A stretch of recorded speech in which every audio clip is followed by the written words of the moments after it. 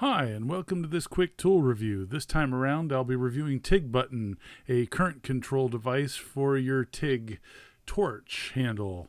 And I first saw this on This Old Tony's channel, a really good channel. You definitely should check it out. And he demonstrated, and I was taken because I am a beginner TIG welder, so I haven't built up any habits like using the foot pedal. I'm just a rank novice, so it wasn't very hard for me to consider another current control option, which I did. So I bought this tool from tigcontrol.com, and I am going to investigate to see how you put it on your TIG torch and just try it out and see how well it works for me, a novice TIG welder. So if you own a welder, most people, especially TIG welder, people are used to the fact that when you want to adjust the output current of the TIG welder, you use the foot pedal, and that's not always convenient. If you're standing up, if you're in a weird position, sometimes it's very hard to get your foot on that pedal while you're trying to focus on welding. So there have been multiple solutions done in the past. The one I have followed here is the one This Old Tony purchased, and I purchased it because he recommended it. And it is from tigcontrol.com. And what it provides you with is a push button that is pressure sensitive. So the harder you push, the more output current you get on the TIG welder, which means your hand that's controlling the TIG welder can also control how much current, which means you don't need to keep that foot on the ground. So I am going to install this on my TIG welder, and we're going to see if it works for me. So just looking at it at the outset, the design of this guy uses the same, you order the kit based on which welder you have, and he makes a custom connector just for your welder, so that he's got a range of them. And the control unit itself is some custom thing he's built up. Looks like the case is actually pretty nice. The connectors all fit in. Boy, that's really impressive. He must have had dies made for this so you could cut out these complex shapes, just two of them and a round hole. Interesting. Before we head over, just going to take a look at a couple of the things at the construction quality. So the guy uses heat shrink everywhere that it's important. You can tell this isn't a manufactured part at a big manufacturing facility because there would be overmold on these kinds of connectors, not heat shrink, but there's nothing wrong with this. It doesn't give you quite as much strain relief, but if you put the connectors in spots where there's not a lot of torsion, then they'll tend to last. It looks like it's made out of some guy's home shop. And to be honest, I really like to support people that are inventing things at home, so it makes me happier to try this even than it might be if it was a professional product, you know, put out by a company that's having everything custom made just for them. The wire is flexible. He did use PVC coated wire, which is at least it feels like it's a bit stiffer than you could get away with otherwise. There are some better wire solutions for flexibility because this stuff holds its shape pretty nicely. Hopefully it is stranded.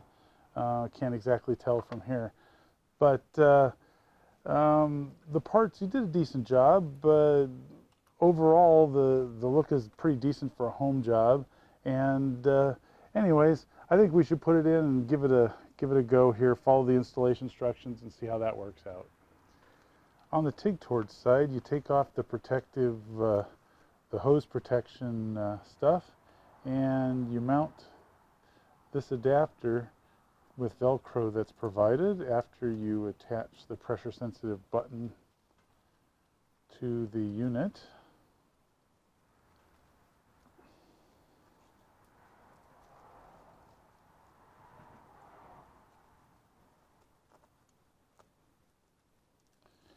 Of course, that is going to make the standard torch protector cover not fit very well over the torch. That's unfortunate.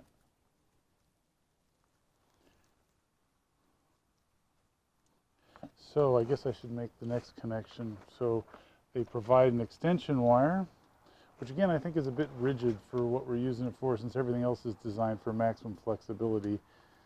It is really small diameter, so it's not going to kill you. Okay, so they recommend keeping a loop back here, so I will keep a loop here, and I will use my existing cover to go over the end of this here.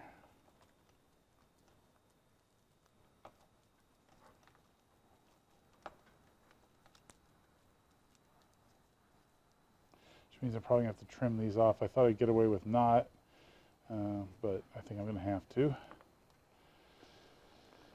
And then we just need to run the wire all the way back and reseal up the hose protector.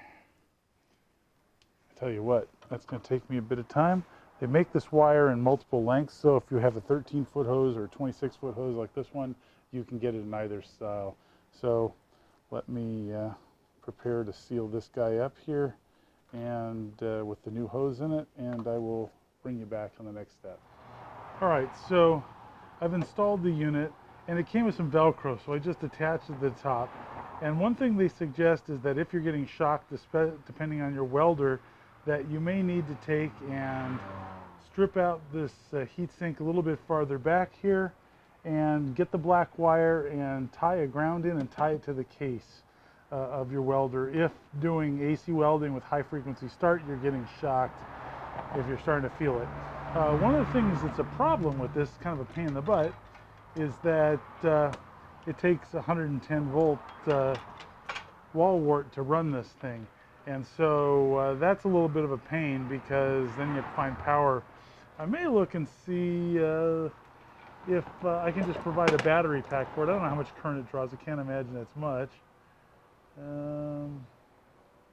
12 volt to 220 milliamps.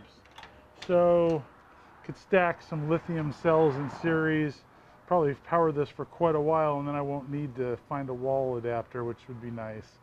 The mount on the handle is pretty good, and I gotta say, I use this thing for about 4 or 5 hours, and it's incredibly intuitive. It doesn't, this is just a foot, I think, an adhesive foot, must be over a pressure sensor, but it feels very intuitive. I mean, I don't have the practice like this old Tony, where he had years of foot pedal practice. So this sort of was a natural transition for me. I didn't struggle at all. I am still a terrible welder, and I have a ton of practice too, but 4 or 5 hours in, I was pretty comfortable with it already. And it's got pretty reasonable fine-grained control, which was a bit surprising. So the box itself is pretty simple. One wire goes through the sheath to the TIG torch and attaches here to the button. Another wire goes to the custom connector that you order for your specific welder, and then there's power, and that's it. Pretty straightforward. All in all, I gotta say, I'm pretty impressed with it. Again, I am a novice, so I can't tell you that this was ideal for someone who's an experienced welder. And if you've been doing it for a really long time and really have the foot pedal down, it might be a big learning curve. I don't know. Again, I am just not that experienced a welder, so I really hate to speak for those that are. For me, I think it's a great tool.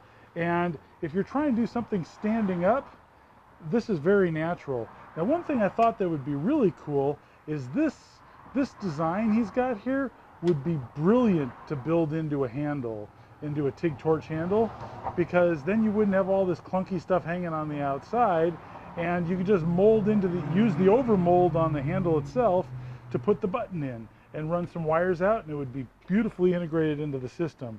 He's probably doing this out of a garage, so can't afford to have molds made for an over mold, but maybe you could talk to someone like one of the major manufacturers of handles, like CK, or forget the other one who makes this one. Anyways, I think it's a good idea, and hopefully he'll be successful enough to find it on his own. So I'm going to put some links to his website in case you're interested, and he tells you which welders he's compatible with, and the price was reasonable. I can't even remember exactly what it was now. I think it was between $100 and $200, if I had to say. But it's really handy, and again, You know, the foot pedal is not always convenient. If you're trying to do something standing up, using a foot pedal is not great. If you have to like get under something and you know you've got to have a leg up in the air, you know, the foot pedal again is really challenging to use. There are other solutions. There's a rotary adjust that you can buy for power outlet. There's a slider. There's a bunch of different ones. I haven't used any of them, so again, I'll leave that to the more experienced folks. But this is the one I tried thanks to this old Tony, and I gotta say, I like it too. So as long as I still got you here, I was having major problems using my Miller TIG with my Weldcraft handle, and I was getting peppering and tons of oxidation in every single weld. I could not run a clean bead for the life of me. I couldn't figure out what the problem was. Turns out that these Chinese purchased gas lenses with clear cups were the cause. And I switched out to several of them. I bought several kits and they all had the exact same problem. Switch back to the Miller original and you get a nice clean weld every time. There's a couple of them here intermixed with all of the crap.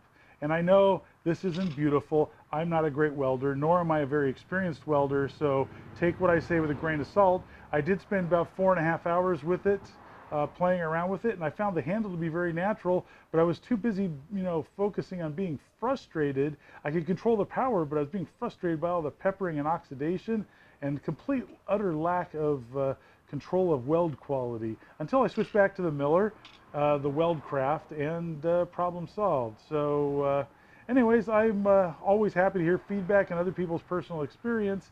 I have currently ordered an American-made set of gas lens adapters for my torch, and we'll try those out and I'll let you know how that works out.